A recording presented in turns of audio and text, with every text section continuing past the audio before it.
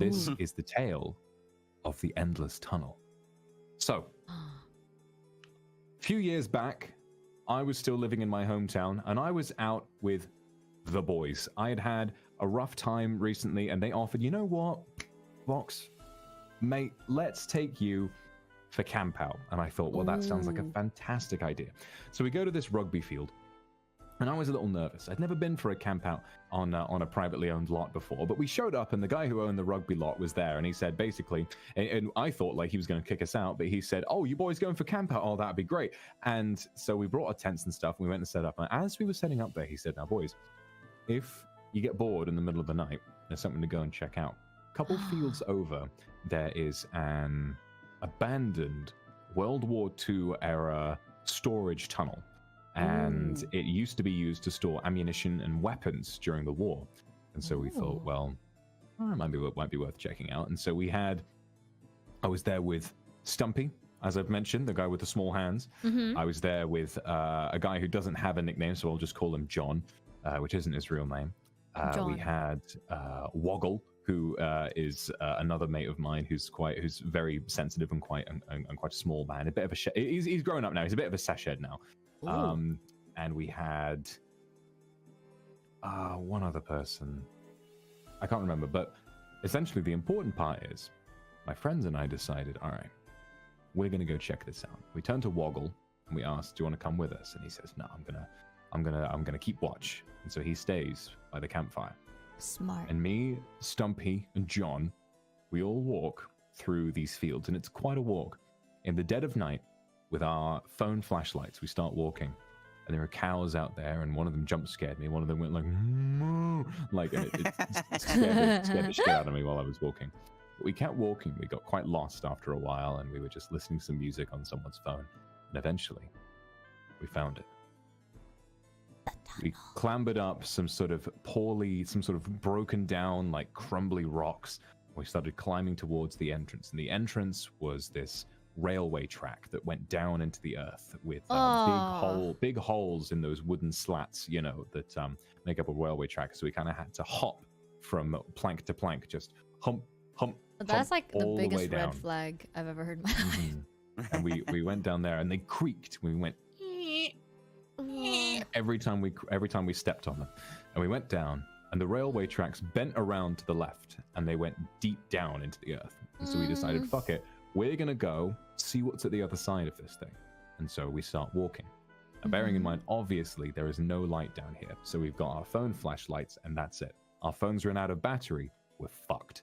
And so we just start walking. The railway track sort of funnels into a very small track, almost like it would have been a minecart or something, probably used to transport things from one end of the tunnel to the other. And we start walking down, and there are graffiti all over the walls, you know, stuff like hearts with initials on them, you know, A+B and all that. And so we thought, you know, this must be a bit of a hangout spot for some people. And we kept walking, and we kept walking, and walking, and walking, and walking, and walking, and walking, and we had been in this tunnel for an hour, and we were no closer to the end. And of course, this underground tunnel has obviously we're underground by this point, and it's a deep downward incline. We are going deeper and deeper into the earth as we walk. And of course, by that point, phones have no signal. There's no way that we can check our map to see how far away we are from the campsite. And what we notice now is that the graffiti is not quite as innocent as it used to be.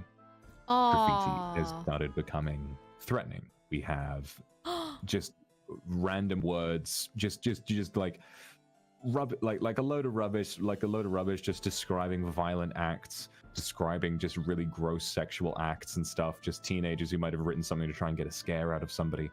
And we kept walking, and we were like, man, you know, this is kind of fucked up. And by this point, all three of us had all considered going back, but we thought, like, no, we must be near the end now. Could you see the entrance? Yeah. No. All we had was our phone flashlights, and it had curved downwards and sort of curved a bit enough that the entrance was far enough away that we couldn't see it. It's a very narrow tunnel as well, very narrow. Oh so we God, I got shivers. We couldn't see the exit or the entrance. It was just what we could see with our phone flashlights. A few little dank puddles on the ground from dripping from the ceiling. and we kept walking, and then eventually we start seeing the kind of shit that you'd expect to see once you get deep enough. There were all sorts of, there were drawings of crucifixes, and there were pentagrams on the wall.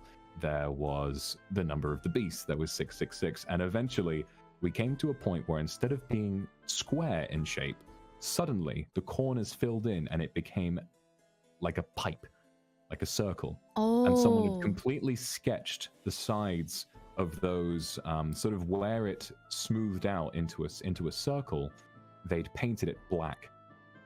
And right next to it, it said, on the wall, point of no return.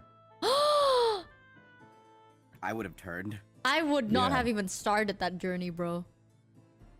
And that's 100% real. Did you like turn around? We considered it, but then we decided that we have to be close now. It's the first No! it was the first change in anything that we'd seen in such a long time. We were mortified, but we thought we needed to try and find something, right? And so we kept walking. No! And something I couldn't tell you what it was, but something about the material that pipe section was made out of. It was a really unsure footing, like we had to sort of, and it felt narrower as well. So we had to kind of like slowly sort of shimmy our way through and stuff like that. Instead of just walking freely, we sort of shimmied our way through. And our phones were running low by this point as well. And like I was saying, something about the material that this tunnel was made out of, the pipe section, it seemed like it swallowed light a little bit more than before. And so it felt like we really, not quite, but to the point where it felt like our phone flashlights weren't working nearly as well as they had been. Oh, and fuck. now the next part is really scary. Oh, I hate And how this you're is like when we- telling the story so well, because I'm actually so invested. I'm so scared. Like And this is the part where we decided to turn back.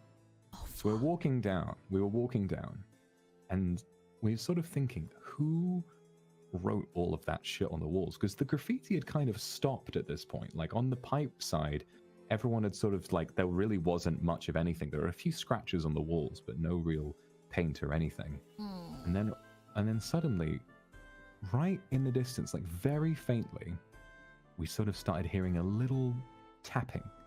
It was like, it sounded like footsteps. And we froze. And then from in the darkness, far, far away, where our phone flashlights genuinely couldn't reach, echoing off the walls of the cavern, we heard a noise that sounded like someone going, no!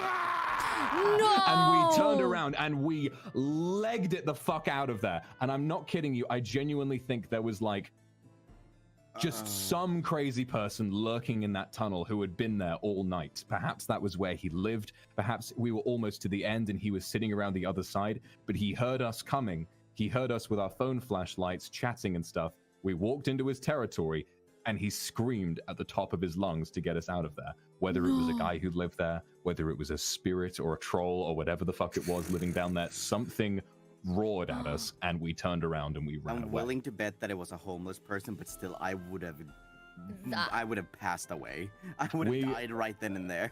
We turned around and we absolutely pegged it out of there. We like practically fell straight through the railway tracks on our way back out, and then we ran back to the campsite where Woggle was sat just roasting some marshmallows by himself, completely none the wiser to what was happening. What's wrong with we were all of like you?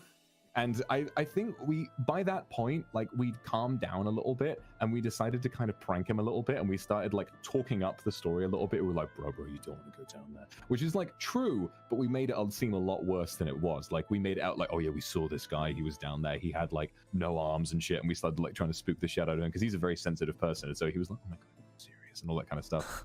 And so we just kind of, yeah, that experience happened, and we just sort of collectively agreed never to go there or talk about it ever again. And then we had camp out, and then we went home the next day, and that was that.